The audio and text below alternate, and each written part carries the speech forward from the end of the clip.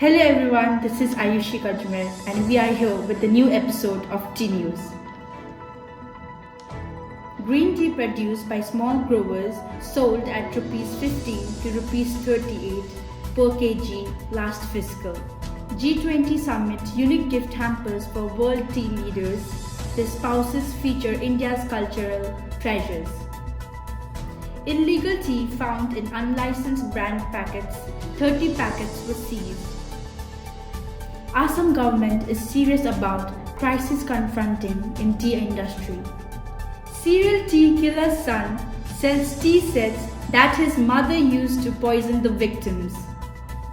Present tea auction not helping in price discovery in North India. Dallas ISD joins other Texas districts in tea lawsuits.